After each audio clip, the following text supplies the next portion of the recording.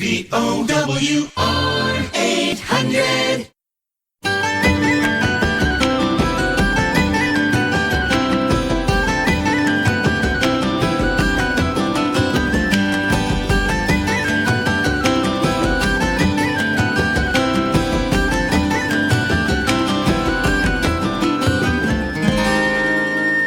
Hello, my name is Deborah Collins, and I'd like to welcome you to a brand new program here on VOWR.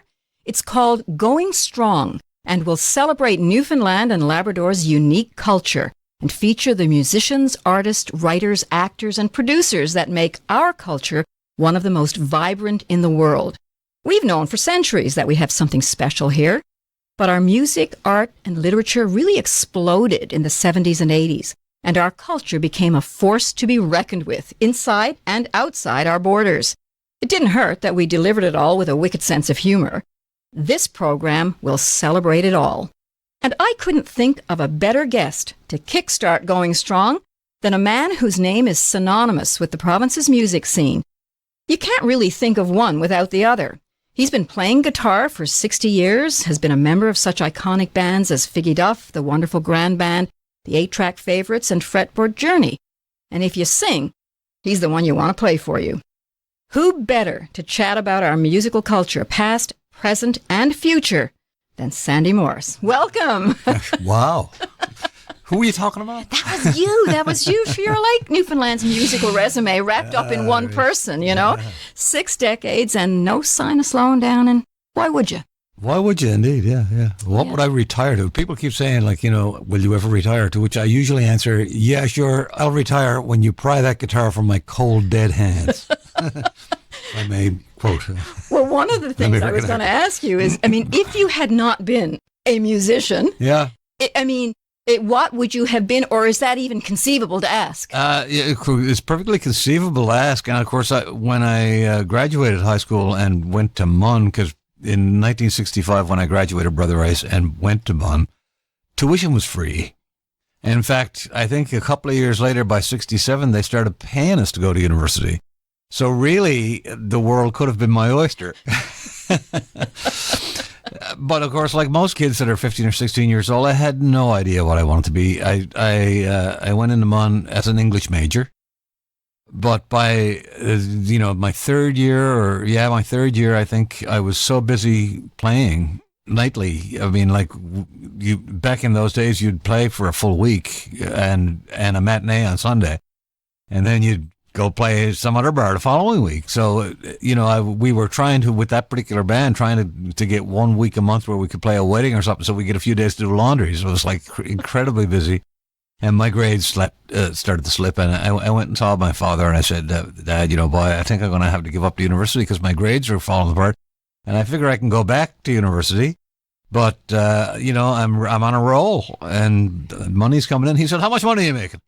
And I told him, and he said, well, you're making as much as a plumber or an electrician. He said, if you're happy with that, then, boy, go for it, And and the die was cast. I had nothing else to compare it to, and I really did think that it would last a couple of years, and I'd end up going back and getting a degree in something, and by then I might have figured out what it in the world I wanted to be. But by 1971, I quit the Garrison Hill, which was the band I was playing in, and moved to England to get to a bigger pond, and figured, if I'm going to actually do this for a living, I got to get out of the bar scene for one thing, and I got to aim a little higher.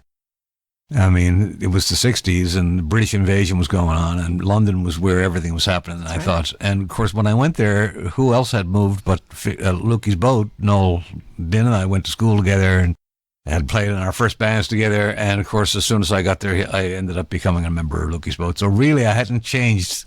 I might have changed pond, but I didn't really change the school of fish I was promoting. You know what I mean? You were still with the Brother Rice crowd. Yeah. Well, and that's actually, it was at Brother Rice when you were probably 16, that you started to play for people. Yes. And do you remember what it felt like the first time you picked up that guitar and were about to play for somebody? Well, you see, I have to go back, dial it back even a little further than that, because growing up as a teenager, I suppose, by 1960, I would have been 12 years old. By 1960, my first cousin, Jim Hennessy, was playing in a band called The Ravens, Or it may have even been before the Ravens. It might have been a band called the 4Js, who were a vocal group. And anyway, I was impressed with that. And Jim was the first person, to the best of my knowledge, in Newfoundland to order in Fender instruments, Fender guitars, Fender basses, and all that. Which, I mean, if you were used to looking at guitars in 1960, you were used to acoustic guitars that looked like country and western instruments. And most of them were arch tops, and they were not very fancy looking.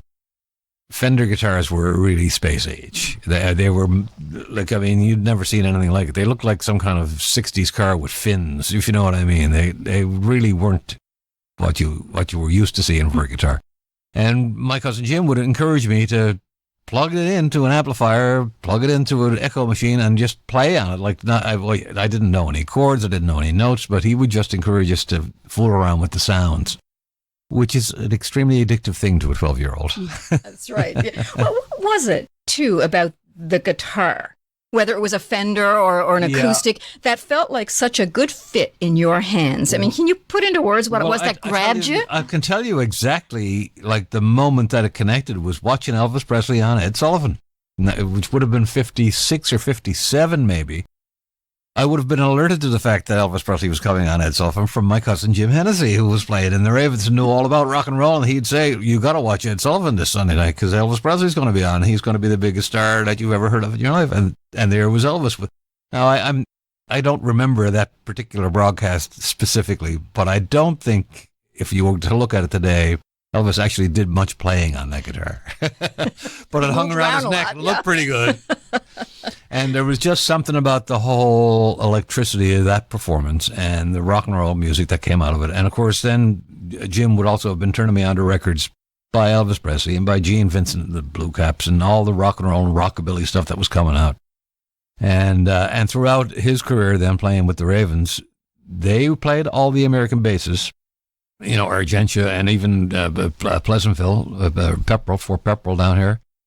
And they, a lot of their fans would have been American GIs who turned them on to rhythm and blues and jazz and music that wasn't getting played on VOCM and CJON here locally, and that most, you know, local people didn't really get exposed to very much. But I got my whole entire musical underpinnings were made from American R&B and rock and roll music and all that kind of stuff.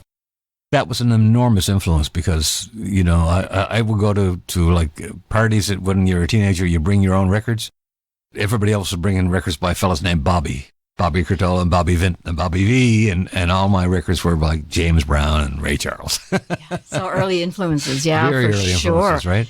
And I mean, you've played a lot of musical genres, you know. And I should just, again, not to stick with just one point, but Jim was also great in that he took myself and my cousin, same age as me, Brian Hennessy, his brother, out to hear the Ravens live. So actually getting to see a live band, you know, in those seminal days in the early 60s, with loud electric guitars and drums and all that. The biggest impression was Rocky Wiseman, the drummer, because it was just so captivating to watch his arms and legs moving and hear all the sounds coming out of him and the amount of power he was able to get out of those drums. It was very impressive.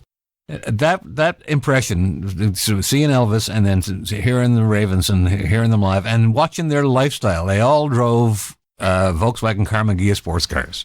They ordered their clothes from Hollywood. They had mail order catalogs, and they would order their stage clothes from Hollywood. It was like, you know, it was the most exotic thing that I'd ever seen. And you didn't see much around St. John's to compete with that kind of glamorous lifestyle. So, so it set the course. It set the course. I didn't feel I had much choice. So that's a Well, and you also had, you mentioned it when we were chatting earlier, that you had another early musical influence, a man who I think probably recorded some of the first Newfoundland songs, who sang them on an album, and that was Omar Blondell. Now, tell me why he influenced you. Sagebrush Sam. Now, the story on Omar Blondell was that he was of Icelandic heritage, and he was trying to find his way back to Iceland to visit his father's people, and he got stuck in St. John's because he ran out of money. And in order to make a bit of money, he went to VOCM to look for a job as an announcer. And it came out during the interview that he also played guitar and sang. He was a bit of a folk singer. And somebody threw the Duralist Oil songbook down in front of him. And he had never seen the collection of folk songs and thought, these are pretty good. I suppose there's all kinds of recordings of them, and nobody had ever made a recording. So Omer Blondell became the first recording. That's amazing. So he wasn't even a Newfoundlander. He wasn't even a Newfoundlander. He recorded our first folk songs. Well, there is one piece of music that, every Newfoundlander and Labradorian identifies with and is so identifiable with you these days. I mean, it's firmly placed you in the province's musical posterity. And that is the theme for the CBC TV show Land and Sea. And you actually, we're going to hear the opening theme for now, which you have put your indelible stamp on. You didn't actually write it, but you arranged it. Yes. You did write the closing theme for Land and Sea. And so I want to talk about that in a minute. But first, let's listen to that theme, for the opening theme from Land and Sea, as played by Sandy Morris.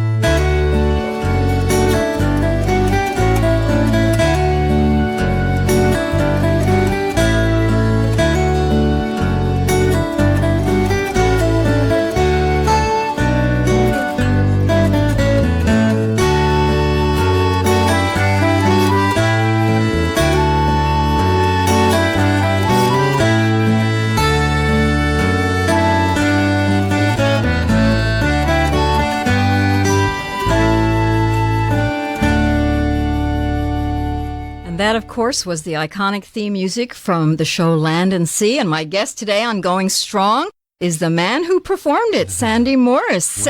Whenever we get to the end of that piece, I expect to hear, hello, I'm Pauline Thornhill. That's right. Exactly. And whenever anybody listens to that, it paints such vivid pictures of the land and sea in this place. I mean, when you play it, is that what you think? I mean... I don't know what I'm thinking. It's a beautiful piece of music. I mean, it really has become associated with me so much, and it's a real privilege to be. I guess it does for me what it does for every other male Newfoundlander. It makes me want to be on a beach playing that piece of music on a guitar. That's right. Now, a lot of people think you wrote it. A lot of people do, but no. In fact, but nobody knows who wrote it. Nobody knows who wrote it. Somebody in the world might. But I have no access to that person. I've been trying for years and years and years. A lot of people have actually tried to find out exactly where it came from. And it did come from CBC Music Library. And it is what's called library music or stock music that was written for broadcast. It was brought to here by Jack Kellum when he moved here. His first job for CBC television here was doing music, or coming up with background music for Land and Sea. And he brought that on quarter-inch tape. He'd used it in other pieces of film or television in Toronto and brought it here and had Gordon Quinton learn how to play it. And it was Gordon's version that I heard first, and I always assumed that Gordon Quinton wrote that music because he played it. So I went to see Gordon, I don't know, back in the 90s. He had moved home from living on the mainland for a few years, and he introduced the Land and Sea theme and said, here's a piece of music written by Sandy Morris called the Land and Sea theme. And I had to speak to him after, so I thought you wrote that. And he said, no, I thought you wrote it. But neither of us actually wrote it. But Newfoundland has certainly claimed it. Newfoundland has certainly claimed it. And it's been like, it's what I think of when I think of Land and Sea. That's the music that pops into my head, even before I was associated with it. And I have to tell you, I watched Land and Sea long before I ever had anything to do with any of the music for it, and listened to the Fisheries broadcast. For me, the most exotic program on the radio growing up was Fisheries broadcast. You hear weather forecasts for Banquerole and all these places that they sound so romantic. They're probably just patches of foggy ocean somewhere. But you got all these beautiful weather forecasts, and then the price of fish on the round, the price of fish on the hole, the price of fish, it was just so exotic and beautiful, and let you know, like, I mean, I'm born in bred downtowny. I grew up on Henry Street, right across from the Capitol Theater, right across from the CBC radio building, actually, yeah. That's right. Yeah. And it's But how cool to be part of that continuum as well. That I think the culture and the fishing culture and my first session for Land and Sea would have been way back in the days for Quinton, Dave Quinton. Dave was producing, and he had myself and Ralph Walker come in. So Ralph played accordion and piano accordion. And he brought in Ralph. I don't know if you knew Ralph in life, and Ralph would show up at a gig with like suitcases full of music books, like every arm stuffed in his pockets and everything else. And we went through every Scottish, Irish, English folk song, Canadian folk song, Newfoundland folk song that he had in his collection. And Dave Quinton came in and said, "What else you got? Make something up. Just keep playing." And we did, and that's where the closing theme came from that session. So let the record stand. You did write the closing theme. Myself and Ralph. Yes, and Ralph I would Walker. have to give Ralph credit for the melody, and I probably just came up with the chords because I was the guitar player. Well, I mean, you've been a part of so much that's important to this province, musically, certainly. And you've played with some of the province's greatest bands. You were a founding member of the wonderful Grand Band, a band with its own TV show in the early 80s that catapulted Newfoundland music and comedy to great heights. If there's one thing that stands out most to you from those WGB years, what would it be? Wow. It's hard to pin it down, I guess. Really, what stands out really the most now, and given the luxury of retrospect, is what a big influence it was, because you're not thinking that when you're doing it. It was a television show. We had a television show. We had to fill 30 minutes or 22 minutes every week for X number of seasons. And that's all that we thought about was what can we do this week to be funny, or what can we do this week to fill the 4 or 5 songs, whatever we got to come up with. And you don't realize that Alan Doyle is out there watching you thinking, I want to do that when I grow up, or Rick Mercer. They all claim that it was a big influence on, but that was not, nobody was thinking this is going to really be a big deal. That's right. We're going to go down in history. We're going to go down in history. We're just thinking we got to get through this week so we can get next week's done and then, get a paycheck at the end of it. So that's probably the biggest impression, is that we, like, without realizing that we were actually doing anything, we did manage to inspire a lot. And I mean, really part of the whole cultural revolution in Newfoundland. Like, I know when I was growing up, my relatives, my aunts and uncles and parents and everybody had a serious inferiority complex about Newfoundlanders, about being a Newfoundlander. Like, we're only poor Newfoundlanders. You can't expect anything of us, really. It was kind of what the mental attitude that I grew up with. And we didn't really have that attitude in the 60s. We thought, well, if the Americans can do rock and roll, we can do rock and roll, or whatever else. And when you're young, you're empowered anyway. You don't have the kind of hang-ups, I guess. And so we really didn't feel that way much. But that's the legacy that we came from. Yeah. And I really think that we did help change that attitude, at least implicitly. You know what I mean? Like, we didn't grow up feeling that way, even though my parents' generation had. Well, you put Newfoundland on the map. I mean, not only musically, but culturally and comedically. So, yeah, there was a shift, There was a shift, but it kind of happened all the way across the board, like Jerry Squires and, the visual art and literature and playwrights, and just the entire culture really ballooned in the 70s and 80s. It was a real renaissance, yeah. Yeah, for sure. And I mean, you also played. And we were part of that. We didn't invent that. No, that's and right. And we weren't the only ones that were there. But that's right. We were certainly, we were privileged enough to be a part of it, and it was wonderful. You could feel the energy. You really could. And looking back from the perspective of time now, you see just how significant it was as well, And you also played with Figgy Duff, previously Lukey's Boat, and then it changed to Figgy Duff over in England when you were over there. And a lot of people, too, have said that this Celtic rock band carved a really unique path, starting in the late 60s into the 70s and 80s, and influenced so many others. Let them know you can do this. We can do this, for a living. I remember having the privilege of traveling with Figgy Duff in the late 80s to New Orleans. Right, yeah. And Figgy Duff had been asked to play at a very prestigious festival in Louisiana.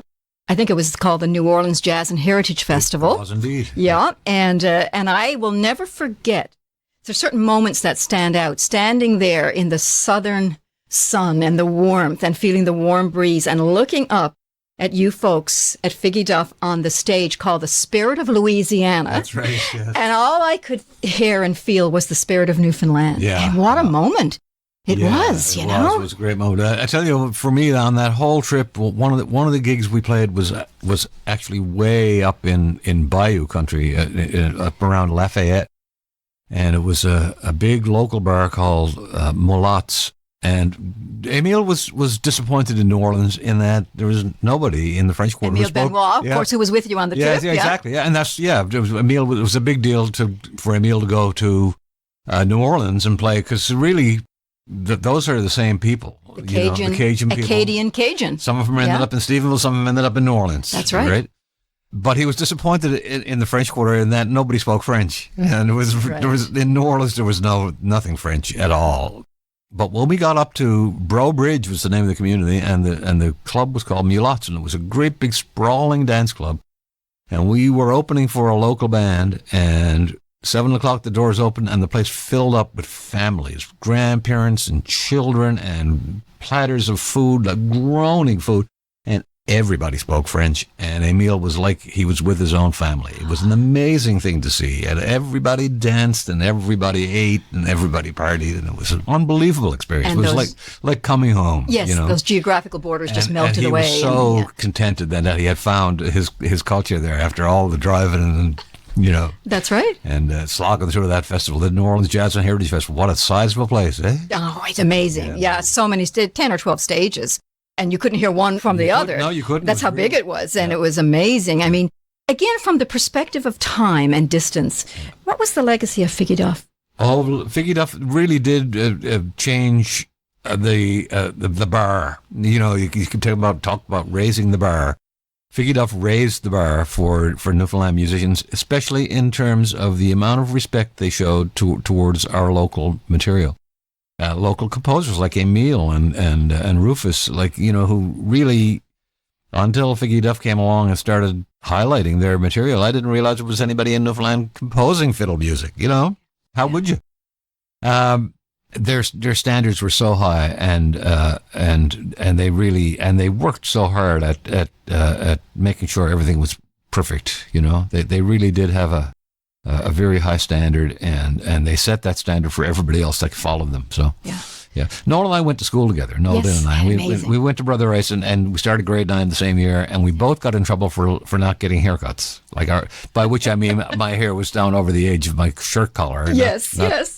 And all the same some things don't change. No, exactly. And we both got in trouble, and we both had to stand up in class and explain why our hairs hadn't been cut, and that we bonded over that. Oh my gosh! Well, there's so much I want to talk to you about. I think we've got about 6 minutes left. I can't believe this it's gone this quickly. I want to say too that when we're talking about those days, those early days, and all those young early influences and the young blood, that was there. But not surprisingly, when you look back, in 2011, you received an honorary doctorate from Memorial University. In fact, I probably should have been calling you Dr. Morris all along, and I do apologize for that. But very fitting, I think, and given that you danced a jig on the convocation stage, I think it was something that made you very happy. Why was that recognition important? Well, for that very reason that I had quit university in 1968 because I was too busy playing music. Playing music to go get my degree, my free degree that I, was entitled to, like with every other Newfoundlander. But to get, and it wasn't just for me. It was just the fact that I did that as a guitar player. You know what I mean? Seriously, you wouldn't believe the effect that had on other guitar players in Newfoundland. You can actually be an honorary doctor by playing guitar. Playing guitar. That's right. And you paved the way. Well, I mean, and I was thrilled with the whole concept. It's just wonderful. And the fact that Memorial acknowledged the importance that music plays in our culture kind of solidifies what we've always known, that music is in our DNA. Why do you think that is? Well, that's a really good question. But we do come from everywhere. We huge European influences from Portugal and Spain and France and the Basque and Ireland and England, and it's just I also think it might be partly because it's a hard place to exist. It's a hard climate and it's a hard ocean and it's a hard place to eke out a living from the land. And what else is there to get any pleasure from than sit back in the evening and play the Land and Sea theme? I can't think of a better. Newfoundlanders have been doing that since 1400. That's right, playing that very theme, right?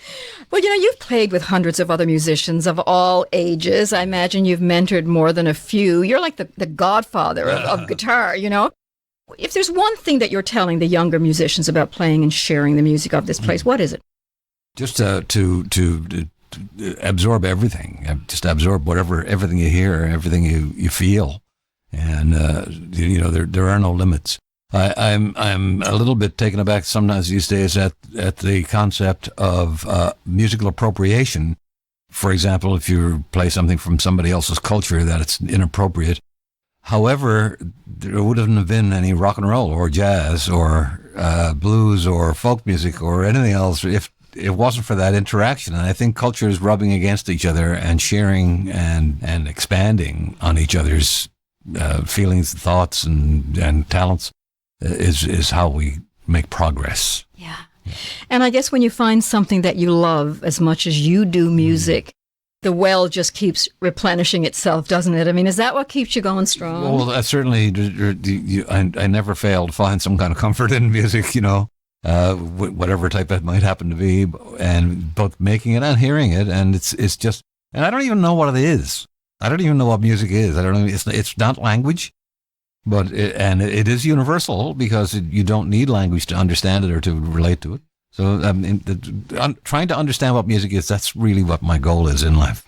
Yeah, I love the quote, and I don't know where it originated, but it says, "When words fail, yes, music speaks." Yeah, exactly. Is that how you feel? Yeah, absolutely. And because, like I say, it goes beyond language. Yet it's similar to language. In fact, I'm sure even some of the parts of your brain that process music are the same sites that process language. But it's not language. Everybody understands it. Everybody gets it. And strangely enough, they might not all get the same kind. You know what I'm saying? Yeah. Yeah, but it speaks to each of us. And even, if you look at it on the other side, nothing upsets people more than if you play the wrong kind of music. Don't play that. I hate that kind of music. Yeah. How often do you hear people? Visceral, the response. Visceral, but it's a very strong emotional reaction. Yeah, that's right. And if anything that can give you that strong an emotional reaction, it's got to have some power behind it. So, I've given myself a hard time over the years sometimes. Why am I just a musician? I could have been a brain surgeon. I could have been in rocket science. But actually, I think that there's something involved in music that's just as powerful as rocket science or brain surgery. And I think everybody who loves your music would agree with you, Sandy. That's so well said. Been a pleasure to chat with you. Thank you so much for being here, for all you've done and are still doing to make our culture strong. And that's Going Strong for this week. I'm your host, Deborah Collins, inviting you to join us each Tuesday evening at 7:30 right here on VOWR.